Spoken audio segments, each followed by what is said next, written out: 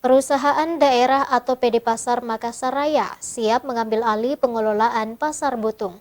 Usai Ketua Koperasi Serba Usaha atau pengelola Pasar Butung bernama Andri Yusuf terlibat tindak pidana kasus korupsi.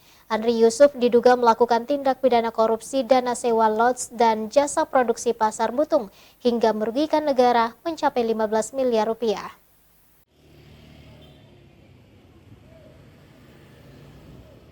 Ketua Koperasi Serba Usaha atau pengelola Pasar Butung bernama Andri Yusuf ditetapkan sebagai tersangka kasus tindak pidana korupsi oleh tim penyidik Kejaksaan Negeri Makassar pada 10 Agustus 2022 lalu.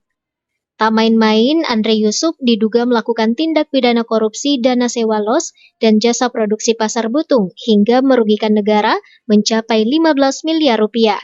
Menyikapi hal itu, Direksi Utama PD Pasar Ihsan Abduh Husain mengaku akan mengambil alih pengelolaan pusat perbelanjaan grosir terbesar di Indonesia Timur tersebut. Menurut Ihsan, Pasar Butung merupakan aset pemerintah Kota Makassar di bawah PD Makassar Raya.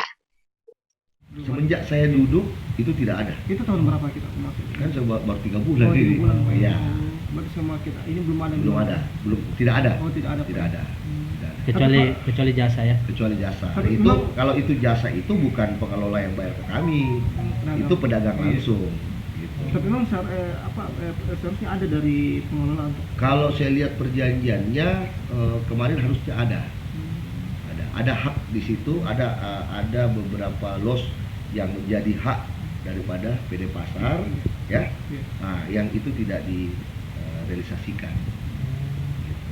Untuk totalnya mungkin kalau detail yang saya tahu itu ada sekitar 37 los. 37 los yang mungkin yang wajib sebenarnya itu disetorkan ke kami. Itu biaya sewa atau? Biaya sewa. Diketahui sejak tahun 2019 pengelolaan BSU Bina Duta Koperasi Pasar Butung mengalami putus kontrak dengan PD Makassar Raya.